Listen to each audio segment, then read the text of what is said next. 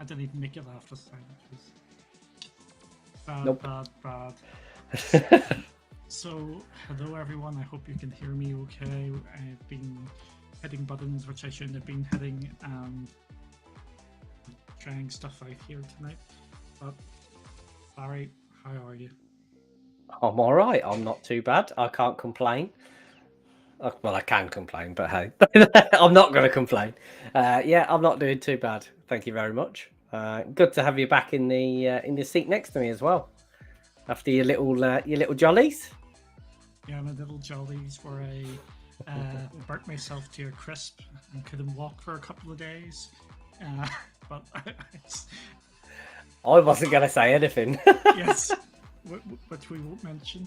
But I did manage to finish a game when I was away on holiday, which is available on GFN, and I played it on GFN today, and I actually got one of the last achievements I was looking on it in Cult of the Lamb. If you haven't picked that up, it's absolutely brilliant. So yeah, So good. Yes, it's You've done a lot more than me, but yeah. Yeah, it's just an absolutely brilliant game, and it's a very achievable 100% in the achievements. So it's all fun. Thanks, Cyril. Thanks for joining. But yeah, have you've been venturing a bit into the into that? Oh, Yes, nice. I've been venturing into some Cult of the Lamb, so I think I say a lot less than you, but I think I've probably done maybe 3.5 hours, 3.25. Yes. So I've got a long way to go. It's just a wee bit, but yeah, it's. I'm just making sure. Am I on the right thing here? Can you Make sure you're on the right. Yes, I think I am. Yeah. Let me see. Get the easy way. I have played Cult of the Lamb for. If I can switch this stupid thing on. I reckon you must be close to 22, 23 hours. Let me see. Cult of the Lamb.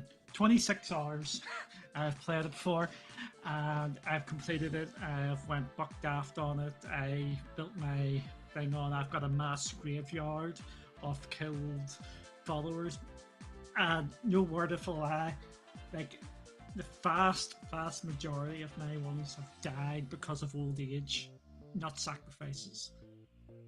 Nice. That's good going. But I'm having to sacrifice a number to get an achievement, so that's why. See, I've not lost any yet. Well, I've got one in prison, but I've not. Nobody's died yet, so. Yeah, but it is just a cracking game, and I think that is going to be in the talk for Game of the Year. I think at this moment, Elden Ring's running away with it. At this moment in time, followed by Vampire Survivors, because that's probably coming out from early access by the end of the year, because that is such a class game as well. But yeah, it's fun. Fantastic. I'm glad it's. I mean, obviously you clearly used your time on holiday well. if Yes. you've managed to stick 26 hours into Cult of the Lamb, so Yeah, I actually did other stuff as well. I clocked a couple of other games. oh dear. Apparently have you turned your sound up now? By the way, I'm hoping it's a bit louder now. fingers crossed. Okay, so it's fun, and we've got our question in already. So just chuck your questions in here as when you want to. Hi Isaac, thanks for joining as well. Is Shadow still worth it in this market? I mean, I don't know. I mean, we've been saying for a few weeks now, even after you did the interview with them, I kind of still feel price-wise it's a bit high, but I think it depends on your use case. I think if you're going to use Shadow for more than just gaming, then I would probably say it moves into the the area where you can sort of say, actually, do you know what? It's maybe just about worth it. If you're using it for other purposes outside of gaming. If you're using it for just gaming, I'd probably struggle to say that in the market with the pricing, that I understand why the pricing is the way it is now, but yeah, I'd struggle to recommend it in this market. What about yourself? If you're looking for a PC in the sky, in the cloud, no, you can't go wrong with Shadow. Shadow is definitely up there, and it is the best virtual PC. So the other ones sort of kick on. We'll have to see what Microsoft are doing in that regard, because we know that they're going to be launching. It's not really going to be for consumers, but you know what everybody's like, will maybe jump onto it.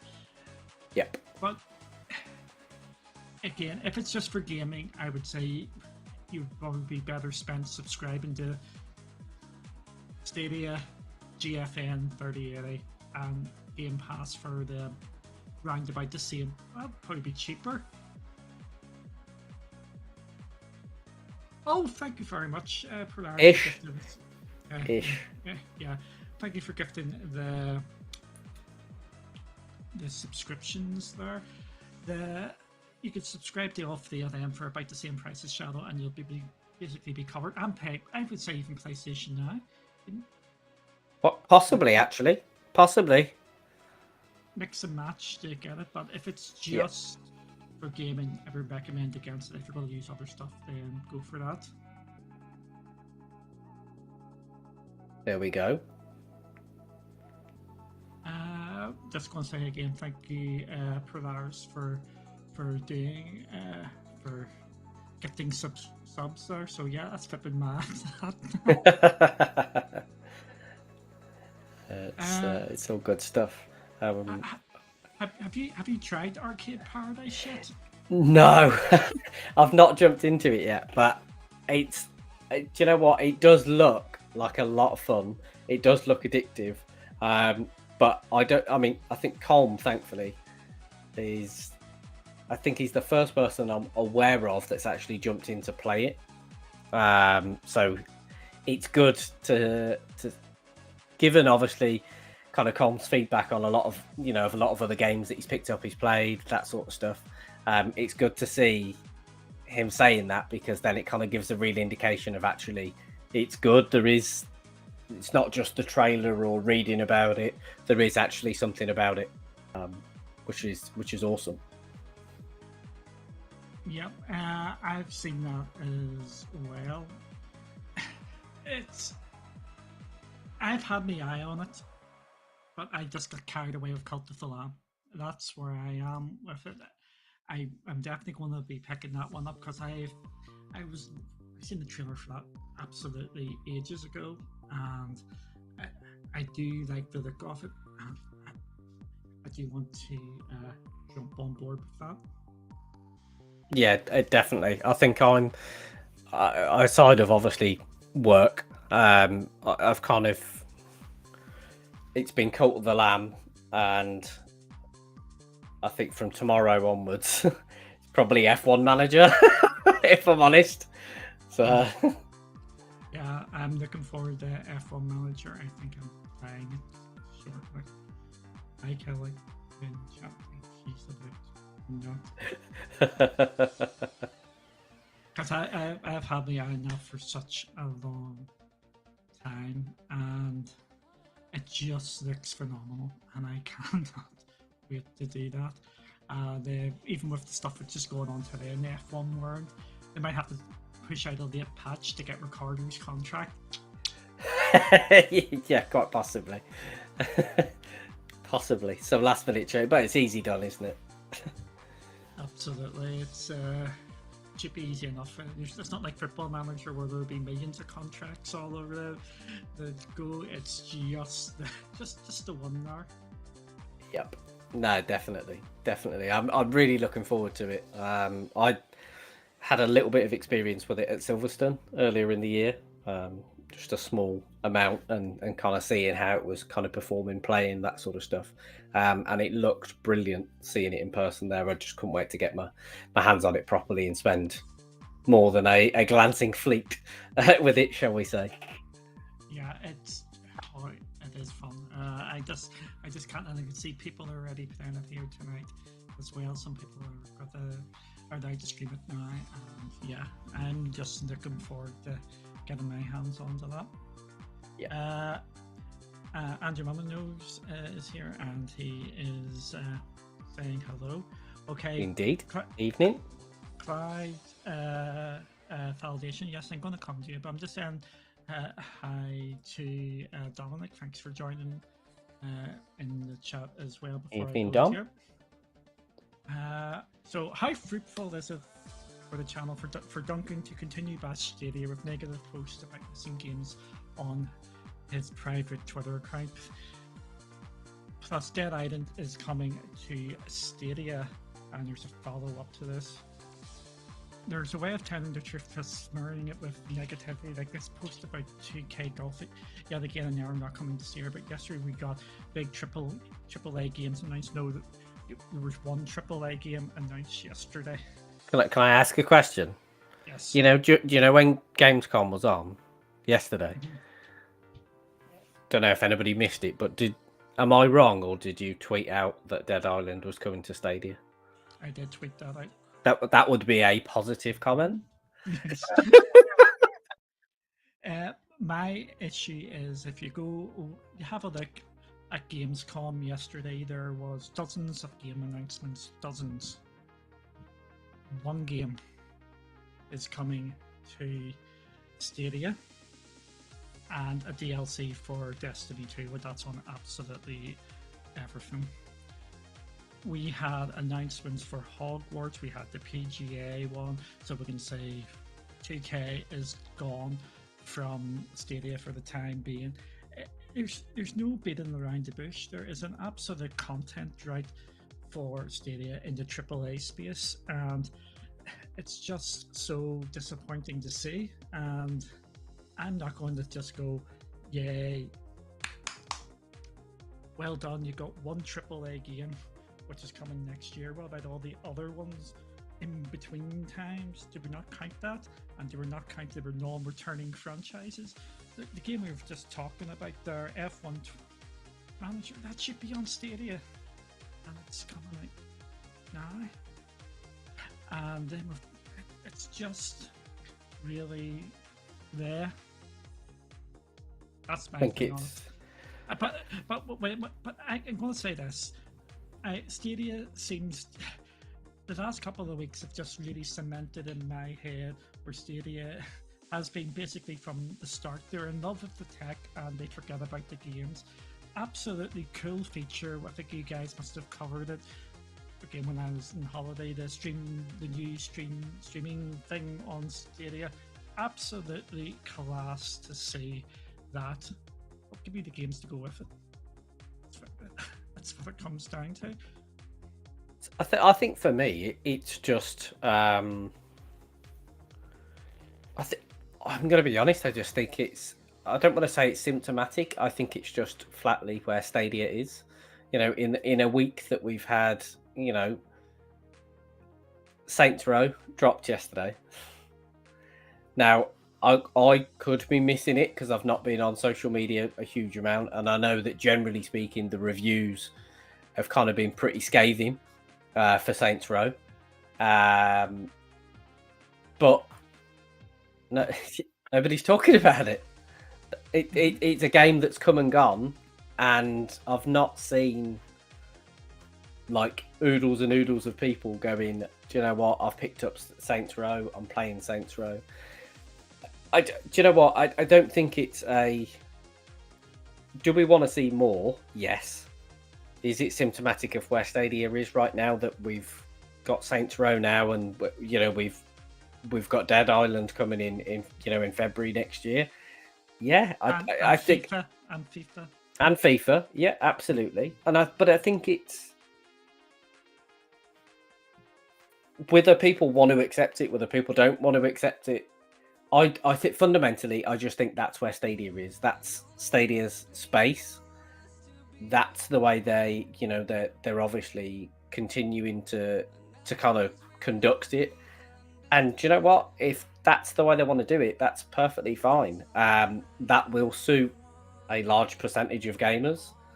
It will also not suit a large percentage of gamers, but I think that it's just the reality that is where Stadia is. It's in that little, I don't want to say limbo, but it's in that position where it's not doing nothing, but it's not doing a lot.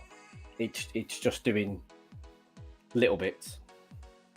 Okay, I'm going to give a wee secret away here. One of the things we're going to be doing here, because we're so negative about Stadia, I just have to see if this is going to work. I'm hoping this will work. Hopefully, it doesn't put it up straight. It's not. Chrome's being a flipping moonbeam here. Let me see. This was working earlier. Let's see. No, never mind. Over the next couple of weeks, these are the games confirmed coming to Stadia. Was it Trig, Infinite Go, Dragon's Legends of the Nine Realms, Elemental War, From Space, FIFA 23, and Paw Patrol Grand Prix. That is up until the end of September.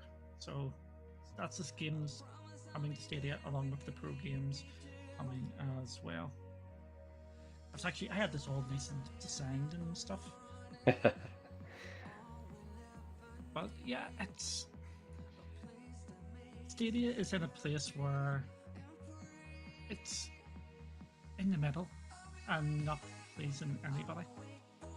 It's pleasing a very small amount of people, I should say. But that's why I say, I think it's one of those things we just have to accept it is where it is, and it's one of those things that's the point it's at. Yeah, we deal with it, we move forward. I just realised what was wrong. My mic was turned down, so that should be up and running now. I did wonder. You came through very loud in my headphones then. But I really hope that Stadia gets the big games coming, because it's cloud validation. That's the basically thing I was getting to in my Twitter post. We have to go out here and get all euphoric about one AAA game coming. It's euphoric that game's coming, but the ignoring of all the other games in between, that's the issue. There we go. Fair enough. Let me see. Let me see. Oh, cloud validation's in his argumentative mode, but that's what we want. We want people agreeing with it all the time anyway. I didn't notice 2K23 Golf was announced for GFM. Where are all these times you promised were coming back? I never promised titles were coming back to GFM. Oh, Geforce Now themselves said they were working to get people back, and I think that news article or that interview with them went out. They said they felt it was a matter of when, not if, that people would start returning. I think the only other thing we'd probably say to that is we said that it would, or I think we were both aligned in this, in the fact that our belief was one of the next developers to return would be 2K. But I think that's as far as it went. Hi, Lee, Real Wagons. Thanks for joining. Evening, guys. Is F1 Manager coming to Geforce Now? At the beginning of the month, Geforce Now announced that F1 Manager was coming, and we're really excited for it. That's all we can say at this moment in time. Yes, indeed. Yes, and I sent you something in the private chat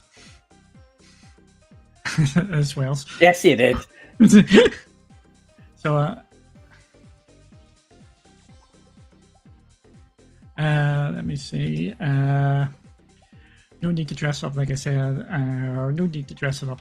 Like I said, I'm not trying to dress it up, but there's no way to tweet it in such a negative, harmful manner. It's very possible it could come at a later date. Yes, it's very much possible that it could come at a later date. It's usually the case that it doesn't. Saints Row was the difference in that, which was absolutely class to see that came. But yeah, if you don't announce it, it doesn't. It puts people off. Everybody has it. Everybody has a game which is their game, and if you don't announce that it's coming, they will look elsewhere to get it. And we sit.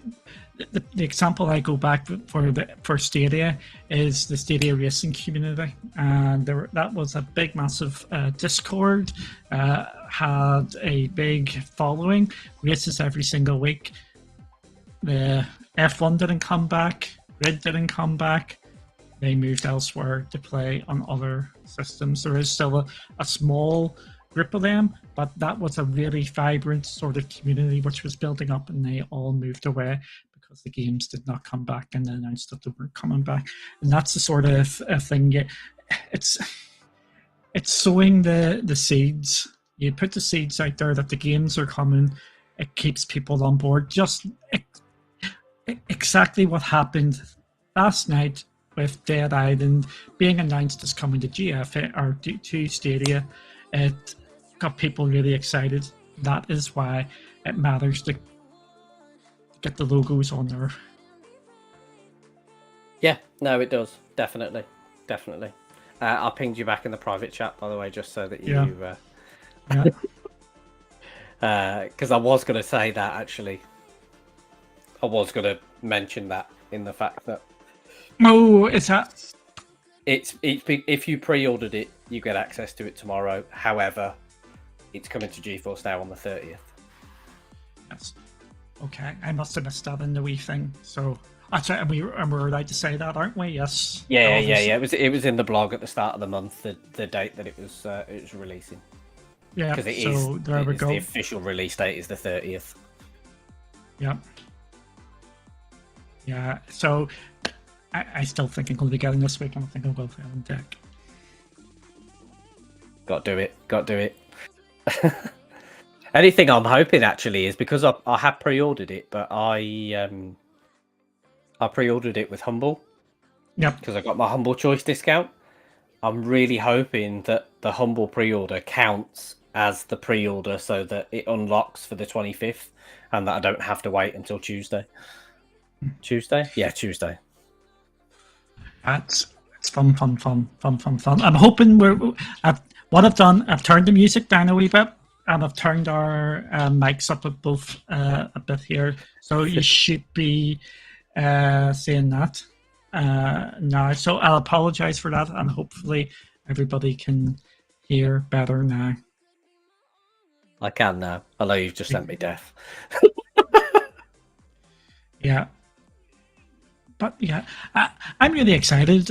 What was coming out over the last 2 days? I was watching a bit of the Future Games show here. There's a ton of great games coming out here, and a mix of games. And yeah, I need to catch up on the Future Game show. I've not had a chance to catch it before we've come on this evening, so I'll have to double back and check it out. But yeah, so. F1 Manager is coming. Okay. Yep. I think I've got it fixed now. Should have. Yes. Yes. Good. Sorry. I apologize here. This is me back. So, So, go here. Just trying to get back to this here. Trying to let you get back in the saddle. Yes. Okay.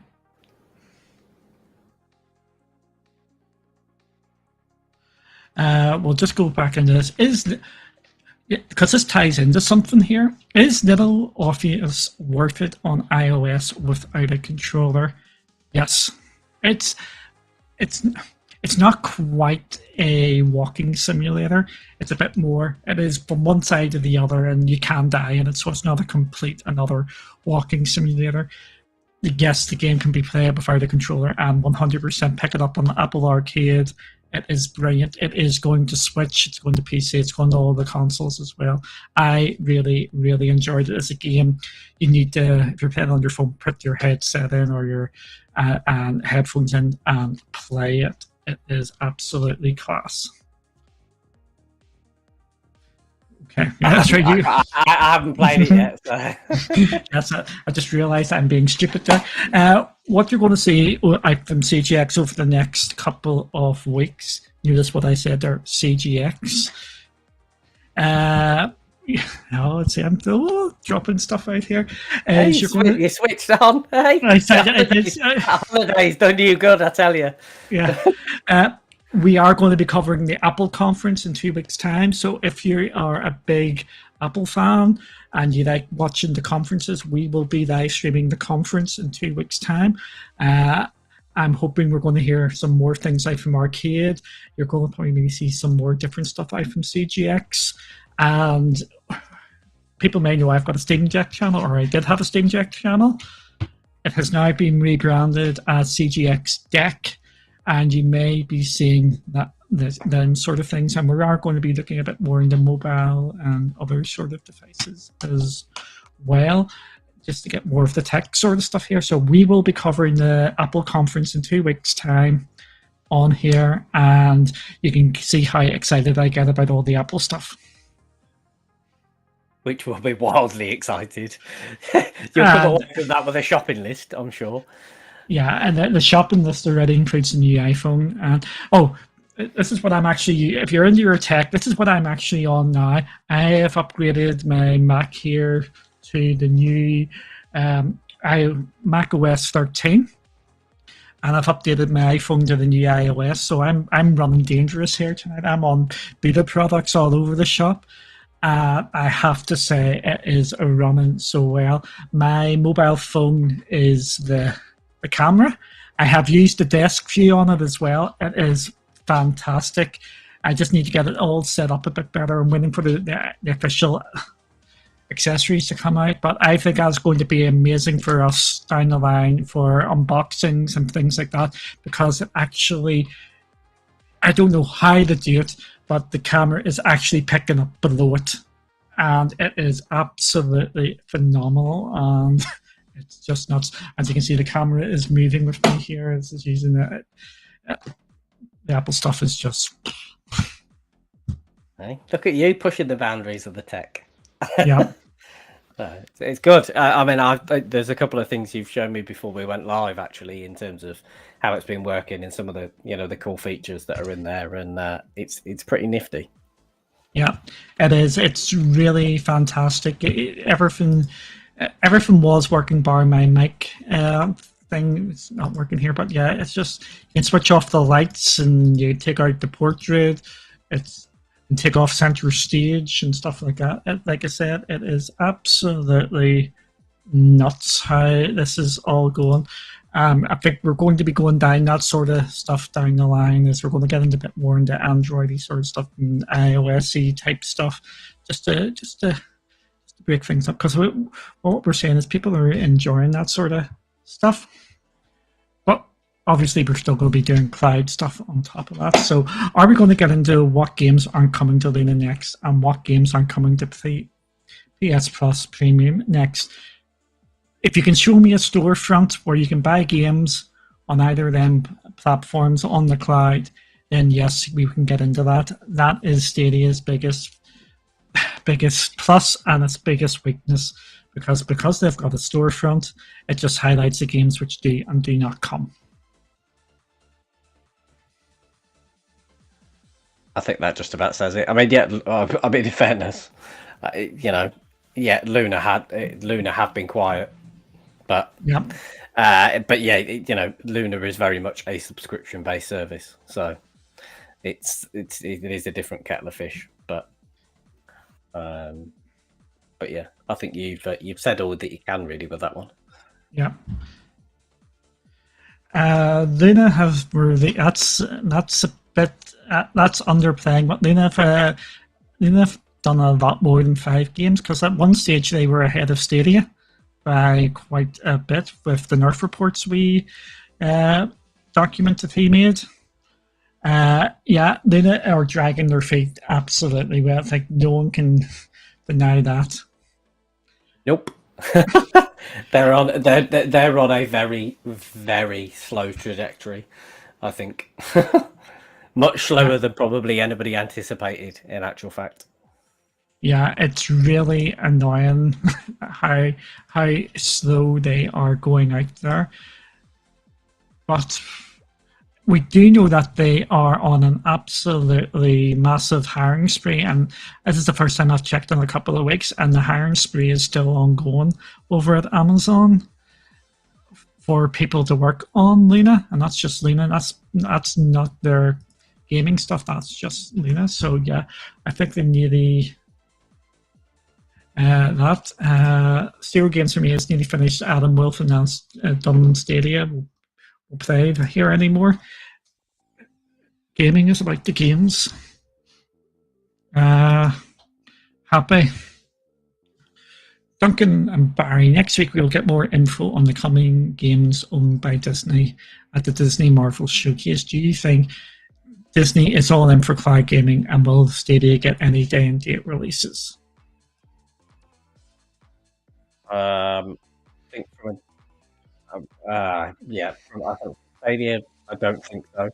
And in terms of Disney, I still think I think I might have covered this 1 or 2 weeks ago actually, but I still think they are further behind than possibly people think. I don't think they are ready, because right now they are watching your Amazons, your Googles, you know, yeah, they're watching everybody around them do something in some form with gaming, and they are watching them struggle.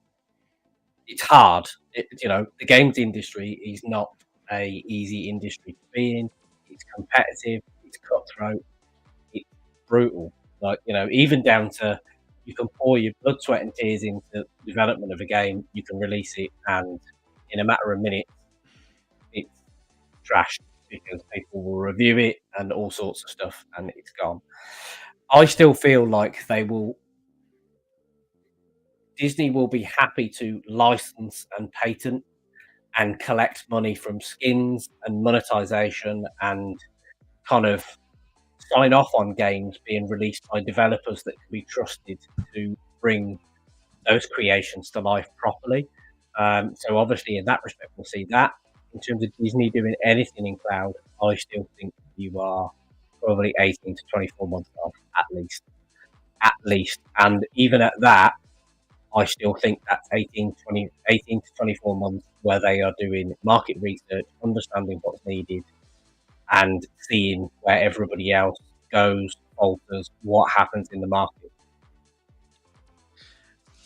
I think you nailed it with the licensing. They will license their games out. They will have to buy or build up their own games, and they got rid of their game studios not so long ago, if I remember right. I don't think Disney, even though how well Disney Plus is doing, they're still struggling to sell that to their shareholders because of the absolutely vast sums of money they have to put out to get the content on just for Disney Plus. If you throw gaming into that, they have to build up their existing library or just go out by like old Netflix and Game Pass and just buy a load of older sort of games, or it's just going to get messy for them down the line. Again, the one we need to watch is Netflix rather than Disney at this time being. Of course, Disney's got the big money to do that, but I don't see them spending that on gaming because they're struggling to say that about Disney Plus, even though how successful. Yeah, I'm going around in circles, but I think you know where I'm going here. Yeah, absolutely, definitely. And I think as well, the other important thing is I've seen something I think it was last week, relating to the UK. Game sales have stagnated slightly. They've, as obviously cost of living crisis and economical circumstance and those sorts of things have crept up.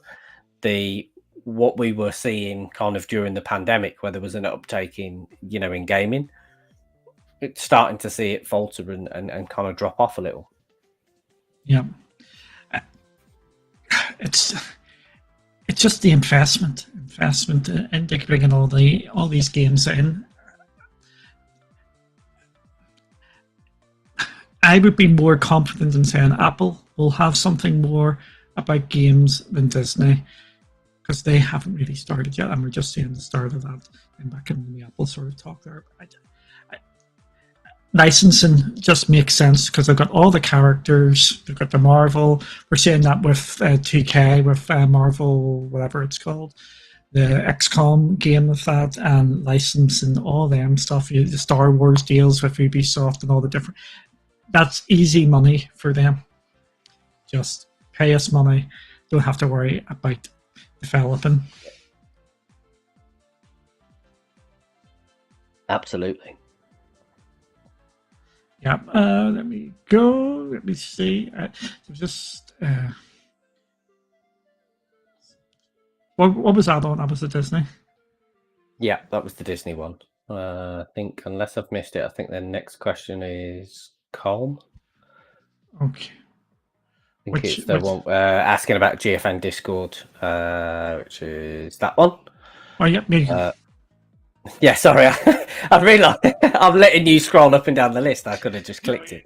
I've got a friend interested in GFN. Is Discord still the best way to communicate while playing? I would say yeah. Oh, I would say yes. Yeah. The GFN Discord is absolutely, it's very, very busy and it's very active. So you can check that out there. You can check out our Discord as well. I know that that's pretty active as well, and people wanting to meet up. And we've got the Xbox Club as well. Yeah, there's an Xbox Club as well, Cloud Gaming Extreme, for those that are on Xbox. Yep. So it's pretty. I would say that is probably the best way. There may be something coming down the line which may interest people in the GFM front. Let's see if Barry remembers what I'm talking about. No. Okay. Or you might be able to see people who take part in or play on GFN, and you might be able to take part. Yeah, of course, yeah. Completely, yeah. My mind's like a sieve at the moment. It's bad. Yep. Where are we here? I've got No Time to Game 62. He says, guys, what was your most anticipated game from Gamescom? Lords of the Fallen looks fantastic. Lords of the Fallen does, even though it's a Souls-like. And I found it was really funny that they're not calling Lords of the Fallen or Lords of Fallen 2. They've just went the Lords of the Fallen, even though it's the second one. It does look really very atmospheric. My one, and they've actually sold me on it now, finally. I didn't like the first two times I seen it. I thought it looked really, really underwhelming, and I was really disappointed. After seeing the Gamescom one, it is Hogwarts Legacy. I think it looks class. That just showing off the dark arts stuff and the choice what people have to make. Do you actually receive the dark curse, or do you cast the dark curse? Brilliant. That is what I was wanting. I wanted something to show off a bit more substance rather than all what was going on. That has sold me. And it's Hogwarts Legacy for me. What about you? Well, I'm torn because there's probably, in fact, I don't think it's. I think if we talk about new titles or sort of titles that I'd seen trailer for the first time, I think one that piqued my interest yesterday was Dune. I know that was a bit of the I can't remember the full title. It was Dune something or other. It's obviously clearly it was that memorable that I've remembered the title. I just know it was Dune. But I actually thought that looks like that could, that MMO style. I think that could have some legs in it and could be pretty popular. So I think that's one to, from my perspective, I think that's one to watch. Cool. Yeah. For me, this is going to sound bad. There were a lot of cool looking games, but just some of the names slipped me. And one, I'm just thinking of another one, the Cas Protocol. Callisto Protocol. Yeah, Yes. I've got that pre-ordered because it's not after last night. After seeing it earlier in the year, I've got it pre-ordered because I think it could land. I think that could be a hit. I think it is looking absolutely nuts, and that's from the people who made Dead Space. Yeah. I can't wait to get my hands onto that. Do you know the other one that I was pretty intrigued by? And I'll use the word intrigued. I'm not going to say hyped or excited. I'll use the word intrigued. Was Everywhere. I feel like it left me wanting to hear more about Everywhere. They kind of seen that sort of jumbled trailer and the logo. Heard the guy talk about it, and I was like, I want to know more. What got me with that is it looked very Fortnite at the beginning, then the Fortnite with cars, and then it went realistic. Yeah. It's either going to be genius or it's going to be a mess. I think you're right with that. It is going to be one way or the other. I think. Yeah. We need to know more, and I think that's what they were trying to do with that trailer. And if you don't know, all around Gamescom, they've got that logo painted on the ground.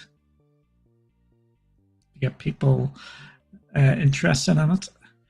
But yeah. Oh, another subliminal messaging. Again, another game I've just remembered, and it's another Souls-like, which is awful. Lies of P looks phenomenal, and not coming to Stadia, because I know there's been Stadia videos made or saying this is coming to Stadia. It's not coming to Stadia. It's going to Game Pass day and date now, and I think that just looks absolutely class and something really, really exciting. Yeah, I thought it looks interesting. It looks dark. I know the sense of dark. It doesn't look too intimidating for Dark Souls. I know what you mean. It didn't. I don't think you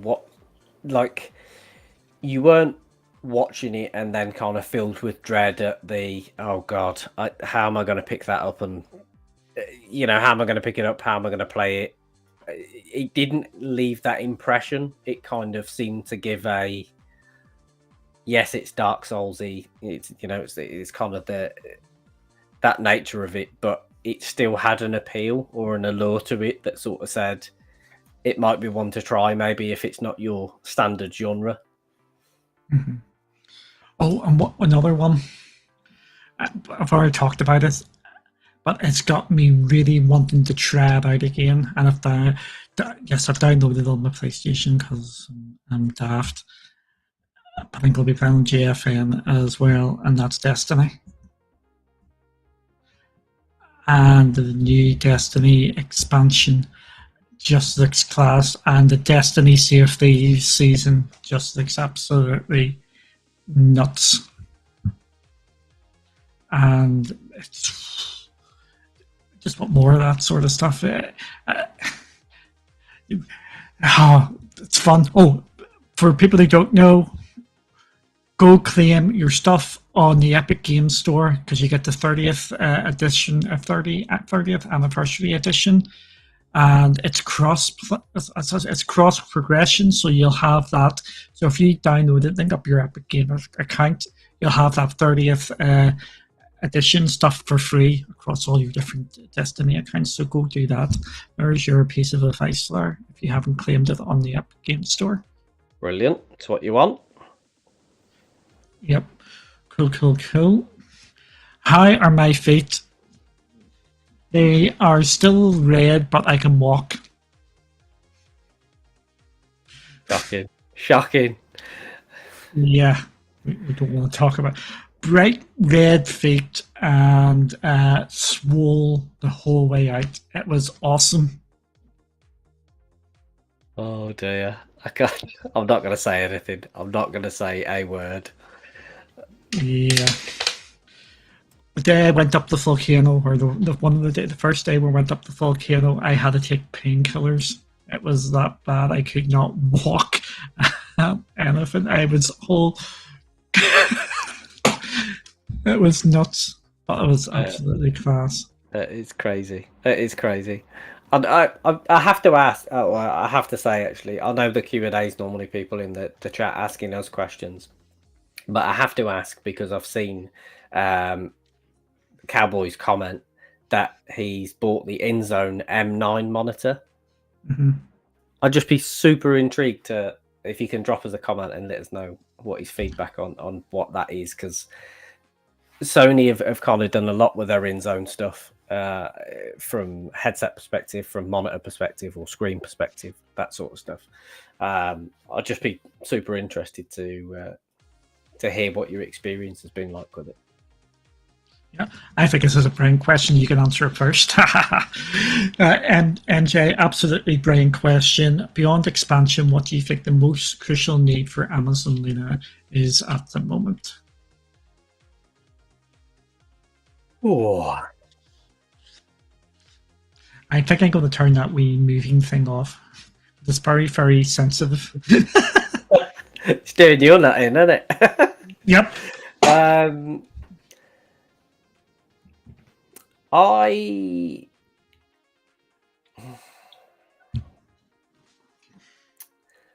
trying to think of how to put it into words, into what, because I think that I've spoken positively about this in the fact that with it being subscription based, you can kind of pick up the bits that you want. But I think Luna in itself has, with its channels, I actually think it's maybe at points proven a little bit counterproductive. Because you've got the different, obviously you've got Luna Plus, and then you've kind of got the various other channels that come with it, which at the surface of it does make it quite costly. But I don't think you'd ever, or certainly from what I've seen, with it not being in the UK, it's difficult to gauge. But from the outside in, I don't think you'd ever be in a position where you'd want to subscribe to every single one of the channels that they've got within there. And I know that that's obviously people will have the ability to choose which channels they want, but I think they're on the surface of it, they're very close to looking really expensive for a limited availability service. So I kind of feel like they, I think the biggest thing they need is they need to speed up their progression. I think that there are things like your New Worlds and your Lost Arks that they need to be pushing to get on their own gaming service. Having them elsewhere and available to play elsewhere in the cloud, I think that probably is the biggest thing for me outside of those kind of the multiple channels, is probably getting to the bottom of, either having gamepad properly embedded into to New World, for example, and getting their own games on their own cloud service, because I think it would do them a power of good. It's the same for every single game service out there. For me, it's about games. I need more games because you're taking away the easy one, the country expansion. They need to get big games. If they're going to go to the channel market, I think they need to do a blockbuster channel and get day and date releases on there, even if it's 30-40 quid a month or $30-40 a month. They get blockbusters. It's going to be like Game Pass, but with big massive games like Hogwarts Legacy, whatever, FIFA, Madden, all these big massive blockbusters on there, and just push that out, because they've got looks like they've got the the groundwork done there, because they've got on Twitch. If you watch people on Twitch and they're playing a game which is on Luna, play now on Luna, click a button and away you go. They've got the basics, or probably even more than the basics down. It's just the it's just the expansion and getting more of the big games on there. Blockbuster channel, Elden Ring, and stuff like that.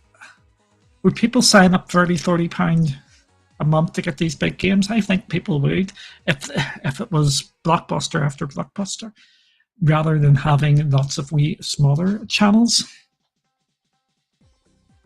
Yeah, definitely. I think in some parts I kind of feel like it maybe confuses people.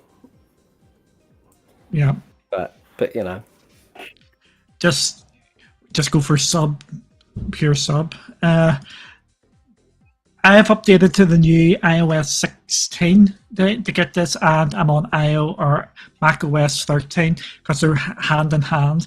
There's other cool wee stuff here. I can make a third screen if I wanted onto my iPad. It's fucking nuts. Oh dear, I don't know. You come back off holidays, you're effing and jeffing. I know. It is, but no, it is. It is good. It's a good use of technology. Yes, I know Apple people. There's a lot of people out there who hate Apple. They think it's overpriced and they steal everybody's technology, never do anything themselves. What they do is they just make everything Appleized and just push it to the next level. They learn from everybody else and just push it on. And to give Google its due, I think they have learned that. And what we're seeing with the Pixel stuff and what they're doing now, they're obviously more than a couple of generations behind, but we can see that's where they're going now with their Pixel phones and their AirPod things, the Pixel Buds, and they're learning if everything works together, it just you trap people. As soon as you've got an iPhone, you want X, Y, and Z, and it just goes into it. So, what's the prediction on games for tomorrow on GFN Thursday? Will there be a surprise? I think we got a nice surprise today out from GFN. Genshin Impact is now available to play on your mobile phones and tablets. I think that is an absolutely big step because that is going to save a load of storage space on your phone, and you'll be able to run it depending on where you are. So I think that it was some really great news out from GFN today.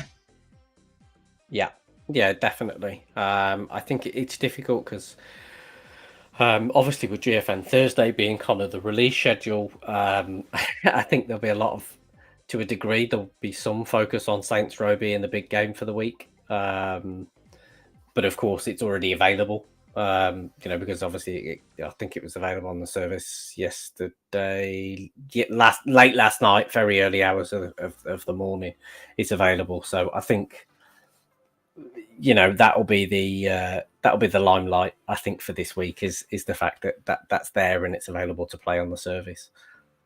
Yeah, but you just never know because everybody's game taste is different, and there might be something coming that you may like.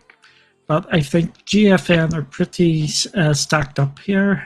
They've got the big release this week, along with Stadia, and Saints Row, despite the negative reviews, which is getting. I have to say, it has been getting panned. There's one of the guys that I work with pre-ordered it. I think he was nuts because he bought the gold edition, so he spent like 75 quid on it, which I'm not quite sure I'd spend 75 quid on a Saints Row game, but hey ho, it's his choice. But he was playing it. He played it yesterday before work, and then he sunk a couple of hours into it last night. And so far, he's he said, I'm not quite seeing yet, although it's early days, he wasn't quite seeing some of what the reviewers were saying to him as someone who's experienced Saints Row, the Saints Row franchise, in a variety of different ways through the generation. He kind of said it's it's the experience you'd expect from a Saints Row game. If you go into it expecting a Saints Row game, it's the kind of experience you'll get out of it. See, some of the reviews I seen were saying first couple of hours absolutely class. It's after that it just drops off a cliff. Yeah. So you might be on the good bit of it. Yeah, I'll talk to her tomorrow. He'll probably be like, "No, it's rubbish." But it's good he's enjoying it anyway. But that's everybody's games taste is different. Geek the Sneak, thanks for joining.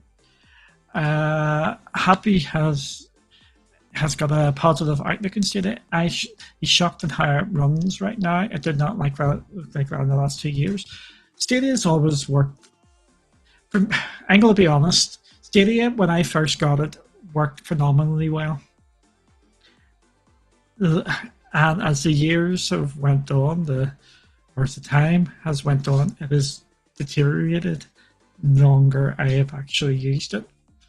And then swapping between it's like the GFM 3080 tier, the Stadia, it's like night and day, and it's just nuts. For me, xCloud runs better than Stadia for a lot of games for me now, and that's where I am. Yeah, I think it ties back into what GTP was saying earlier in the chat, and he sort of said, that cloud doesn't have any winners right now. There is just cloud, and don't compare it. It's kind of, I don't want to put words in Jerry's mouth, but it's almost kind of right now. It's almost kind of a fool's game to try and compare it, because there are so many differences in each of the things that they do, and what they offer. And I think, to all intents and purposes, comparison is probably the worst thing.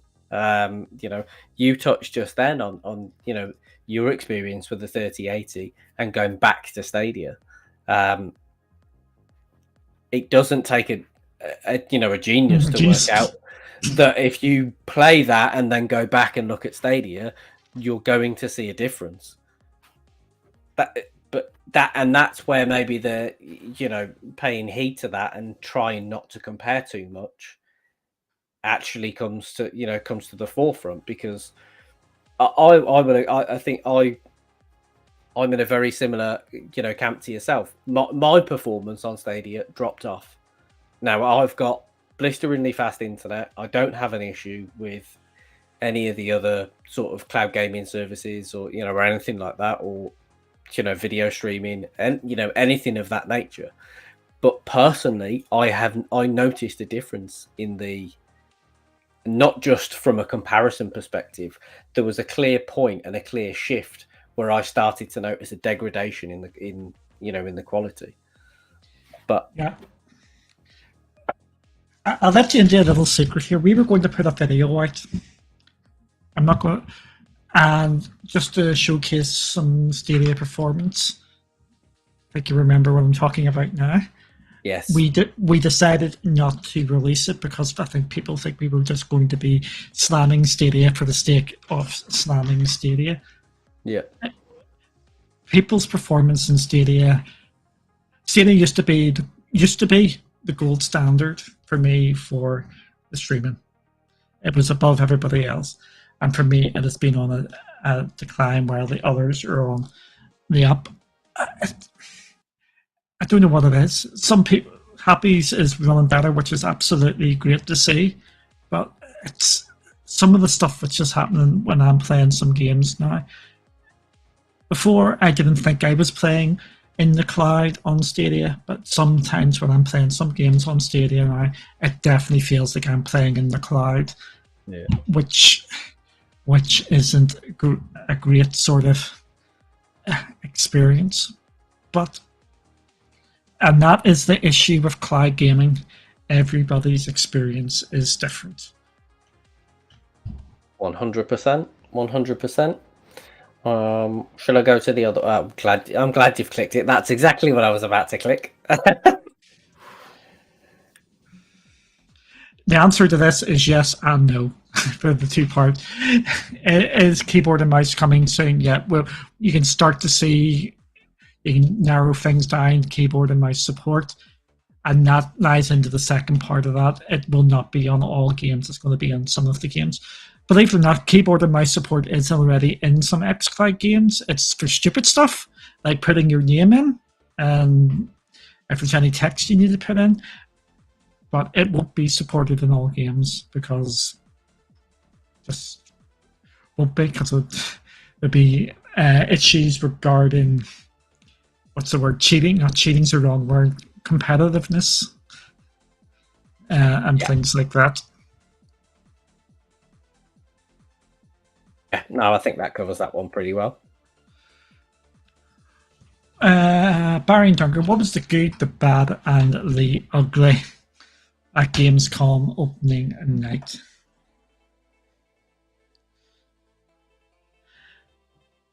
I know what my bad and the ugly are. I'm just trying to think what my...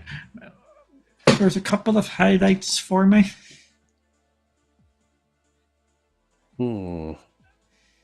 I don't...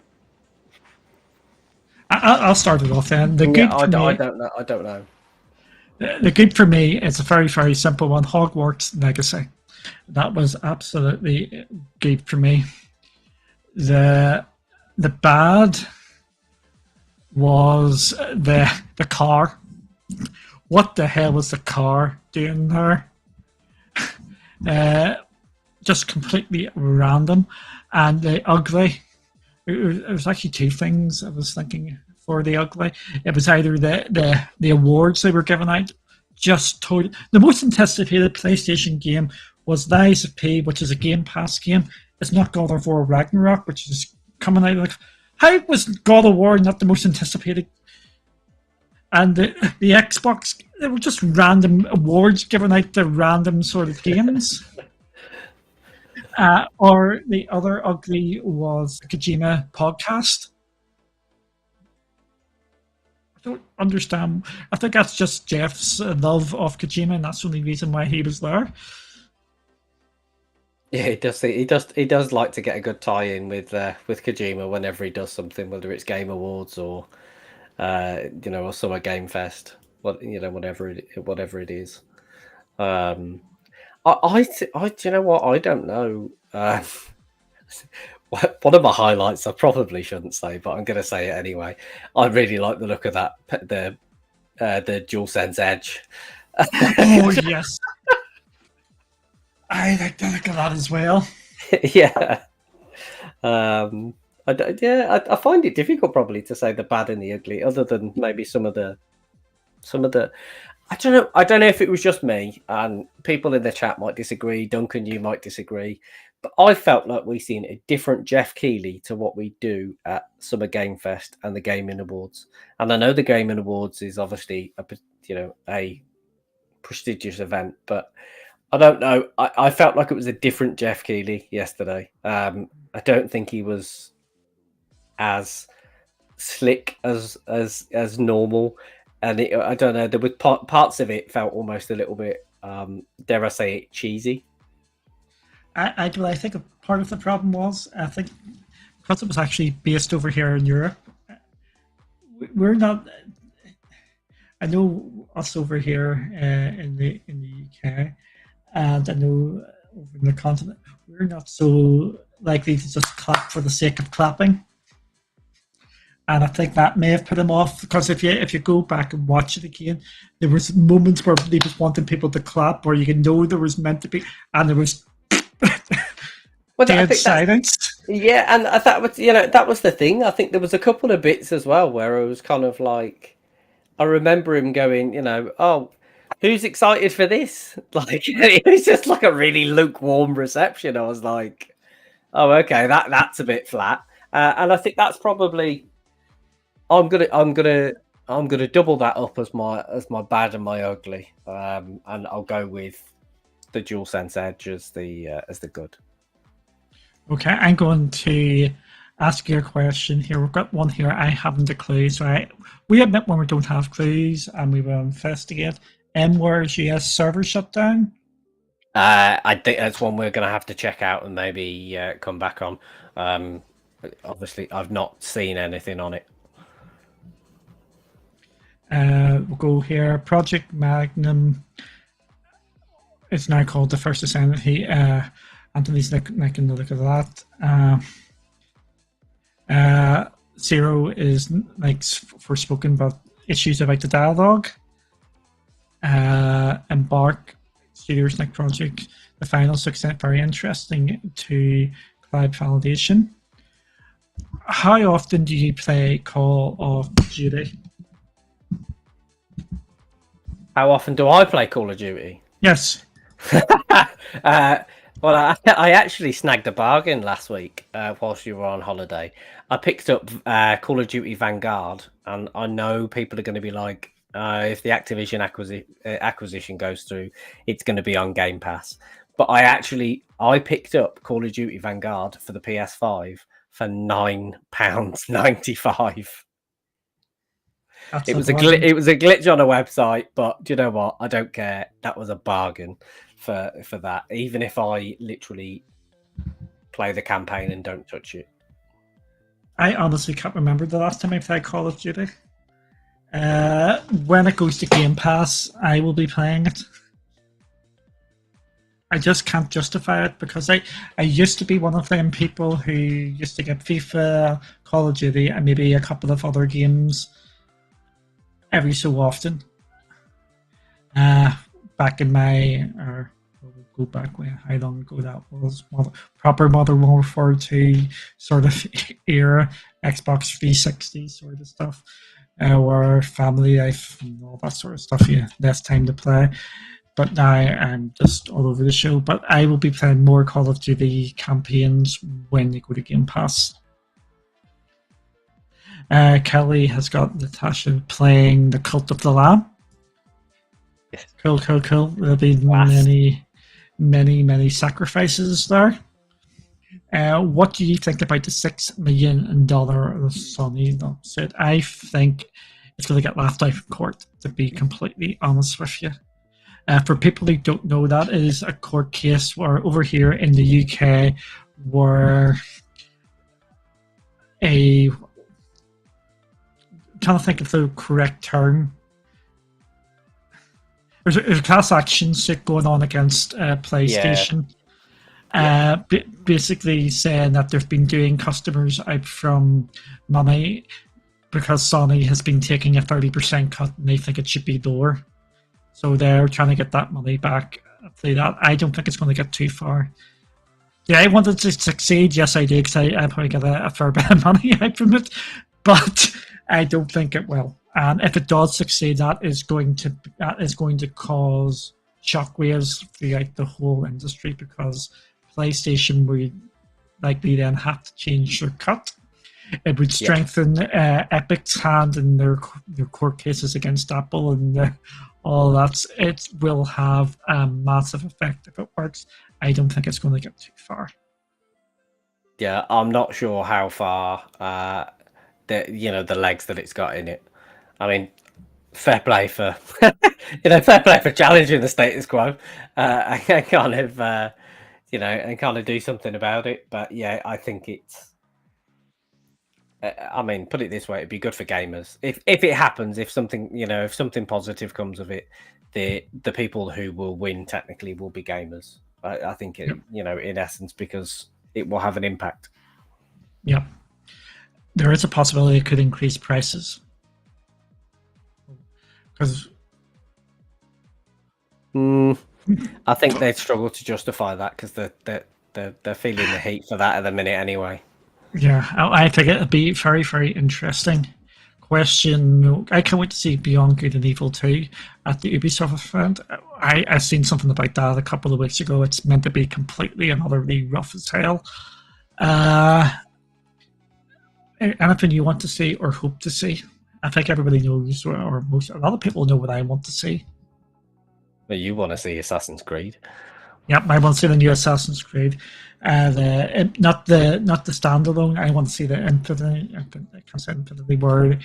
It sounds like it's gonna be the perfect game for cloud where you can jump back to a different time. I think it looks really, really sounding really cool. So I'm hoping to see that. I don't know. I've kind of I don't want to say I've fallen out of love with Ubisoft at the minute, but I kind of there's not much from their up and coming projects that I look at and think, do you know what? I'm desperate to see what they're doing with this, or I'm desperate to see what they're doing with that. Everything just, I feel like Ubisoft are a little bit lost at the minute. I don't think they're necessarily doing their. It probably sounds really harsh, like I'm doing them a disservice, but I don't think they're in a space where they're doing their best work right now. I think they're lost, they're confused.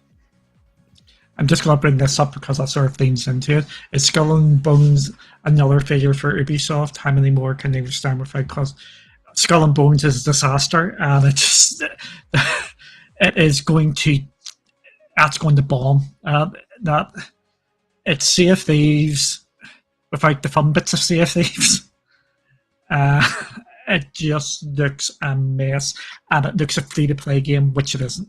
Do you know what surprises me with this? Because I'm in agreement with you on this. I remember, I think you caught part of the reveal or whatever, and then you ended up sending me the video because I think I was still at work, and I caught it, and you said to me, it looks subpar. But what surprises me is the number of people that I've seen that are actually hyped for it and have gone, it looks like it's going to be really good fun. And I'm just like, sorry, everybody's game taste is personal, but I don't know how you can watch that trailer or stuff about it and then go, I'm hyped for that. This is what I said to Kelly. I think this looks pretty decent, but I thought it was a free-to-play game. Looks like it might be a grower down the line. It looks like it's getting up for 60 quid. It's not even a £50 game. It's a 60. It looks like a game you will not touch. It just looks like a free-to-play game. It's got all them wee mechanics already in it for all your skins and stuff like that. It just looks. Price matters. I know there's been a lot of debate about price for video games over the last couple of days on Twitter. Price matters. Because everybody, budgets are getting pushed beyond the limit now with all what's going on in the world. That game is going to tank. That game is going to be a bargain basement game very, very soon. And I would not be surprised to see that on a Game Pass or PlayStation Premium very, very quickly so they can get people in to get some skins and to try it. Ubisoft are in a horrible spot at this moment in time. And I think, from what I've heard about Skull and Bones, is they have to release it because of some sort of arrangement they've got, because it's being developed somewhere and that they have to. That game should not be released. If there's any sort of quality control, I think. I mean, that in itself is never a good position, is it? I mean, look at one of the biggest examples in the last couple of years of a game that had to be released. And I know you will argue whether it had to be released or not in Cyberpunk. That's not a great place for a developer or publisher to be in the position of saying, actually, do you know what? It has to release. And yeah, and I think they are damaging themselves because earlier this year we had, what was that game, Rainbow Six Extraction? Yeah. That's not even being talked about. I think people are still playing Siege. And then you had the Prince of Persia being pushed. You had Assassin's Creed, but it was meant to be coming out this year. That's been pushed. They need taken over. Pushed. Avatar's pushed. And that Avatar one, I think that must have been a tie into the new movie coming out as well. I think Ubisoft need new leadership there, and they need someone to come in and settle the ship. And we're seeing that. What's the Tencent after Ubisoft? They were sniffing about, weren't they?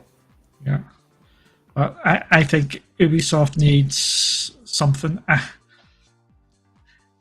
But we'll have to wait and see, because I've been playing Assassin's Creed Valhalla again. I'm not enjoying it. I'm I must be like one of the few people. It's I just don't. It doesn't have the hook of the other Assassin's Creeds for me. Yeah, I was really hyped for Valhalla, and I've got it across multiple places. But I can see why you say that. I don't feel like it's got the same flow as other entries in the franchise, and I've not even played every single game. There's a few in the Assassin's Creed franchise that I kind of dipped out on, but I absolutely loved the kind of the early phase where you were kind of. I felt like I lost hours at the start before I even got on a boat to get out. And that section of it, I was like, this is a good start. All that sort of stuff. That's the same as when you're just in Norway. Yes, it's Norway, yeah. Yeah, when you're in Norway, I was enjoying that. As soon as you get over to England, it feels like it loses something that the franchise holds. And I just can't put my finger on it. I get so far in it, and I played it at launch, didn't click, and I got the super duper edition of unlocked everything, and all that, all the time savers and all that sort of carry on, because I'm a lazy agent. Could not get into it, so I went back to it a couple of weeks ago, and Norway, I'm really enjoying it. Get to England, I just feels like it stops. I just can't. There's a lot of people that say that about coming to England. Yeah, and the thing is, I want to actually play it to get over here to see what, because I know you go to Ireland and Northern Ireland in the game, and I really want to get to that bit, because there's not many games which are actually based over here, and I just can't get the motivation to actually get myself going. Let me see.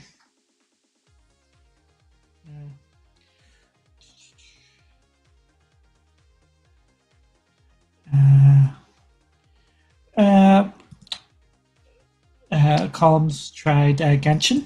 Yep. Let me see. Or Happy's question about Call of Duty. Can we see them come out with only single player? I do only play COD, not much multiplayer. To be honest, from a monetization perspective, no. Single player campaign is very much. I think, you were talking about game development cost, and the changes and that sort of stuff. The monetization and what goes into multiplayer for me is what allows them to build a 6 to 7 hour campaign in COD now. Yeah. And because they know that the money is going to come in from the multiplayer stuff. Yeah. Do we think it will be something like GTA 5 on Geforce now? I mean, it was pulled out because people thought Rockstar was going to put it soon, but they didn't. 2K beat to a different one. They are very cloud skeptic. I keep on saying I think that they are going to come back. This is just me saying it. Don't promise now. Yes, I'm not going to promise. And GTA is still a massive, massive game. And I can tell you, Nvidia know that everybody wants GTA back on GFN. I think it's their number one most requested game to get back on the GFN. Yeah, it is. I would not be expecting GTA anywhere in the cloud, maybe outside of Xbox or PlayStation. That's what I'm gonna for the foreseeable future. It's probably fair. I don't. I mean, yeah. I still think there's a part of me think it defies logic because 2K are all about. I know businesses generally are all about making money, so it's not a naive statement when I say this, but 2K seem very money hungry, very money grabbing. In that respect, I mean, the fact that we've now in GTA 5, we've now got a subscription. We've gone through how many iterations of GTA 5, and now we've got a GTA 5 subscription. I don't know.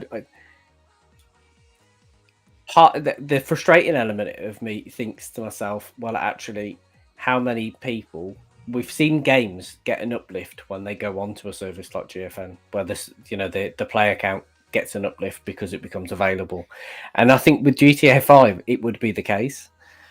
I think the problem is it depends, which launcher do you put it in? Now, with Geforce now, so many people have got GTA when it broke Epic, when it was free to claim on there. And Epic had an absolute meltdown because so many people were trying to claim it. You can pick it up for a decent price. But let's not forget, if you were to put it into the cloud, they've got their own launcher. There's the Rockstar launcher that they could, use to kind of put it into GeForce now. For me, it makes sense if they think there's legs or money in it, or if they feel like they can get more money out of it, because that's what they're doing with GTA 5. They're literally bleeding it dry. Yep, and they're still making money hand over fist on it. Yeah, and that's why I'm saying PlayStation or Xbox, because it'll only go on for a couple of months and off again. Yeah, like we've seen a couple of times. Mm-hmm. It's just really, it's really mad, and I don't see GTA going to Stadia and at all at this moment in time, because 2K have apparently just gave up in there, and we've just seen that over the last couple of days as well. Let me see. Hi, Emre. Thanks for joining. Just trying to see here. I think I've seen a question here. What cloud gaming software is best for competition? There's two answers for me. The one works for you best is the obvious one, but if all of them are working pretty well for you, there's only one clear winner, and that's GFN on the 3080 priority tier. Yes, I would agree with that. I think in terms of graphical performance, input, latency, all that sort of stuff, the customization, the ability to apply those things, GFN is that sweet spot for that. Yep, and 120 FPS, which is available on the browser now as well, which is absolutely nice.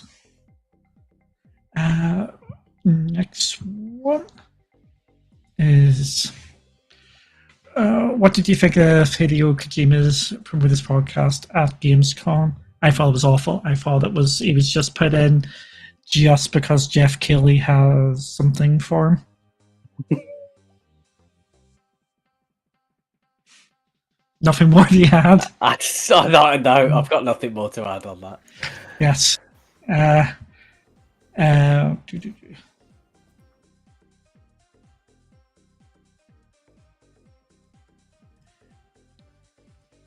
Duncan Barry, we know the Corgan on GFN, but is there something you know about when we can build games through GFN, or is it PC only? It's just PC only.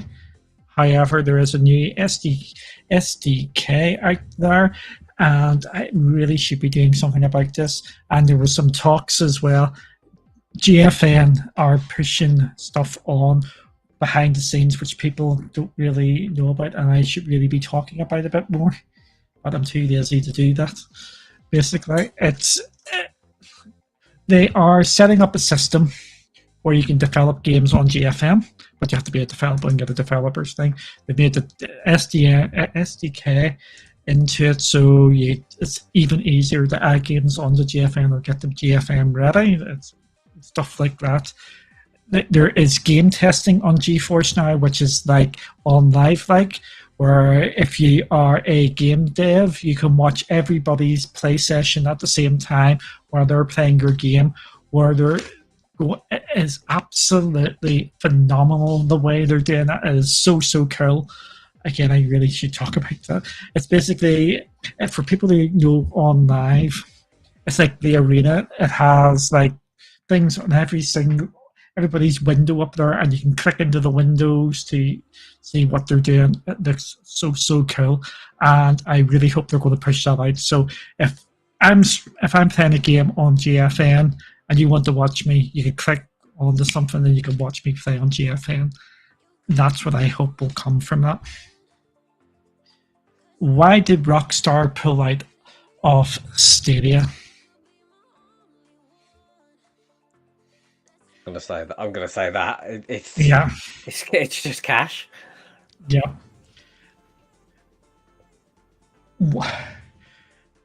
Making games is a business, and putting games on Stadia costs money. Even with the low-cost porting tools, it still costs money. And making changes to games and updates to games costs money because people have to go in and test it. There is so much that goes on in gaming which people don't realize. If you do a patch, you're patching a game, you need to get someone to go in and test that patch. And depending on how big that patch is, you could be testing it for a while. And if it's bigger the game, there's more things. If it's an open world game, there's more things to go wrong. It's basically time versus money. And basically it's not worth their while. It's probably, if they break even, it'd be a good thing. So I think it's just money. And again, I can tell you with certainty that there is games on Stadia which have no way turned a profit. And there's only 200 games or whatever it is on Stadia now. Was it 250, 260 sort of game?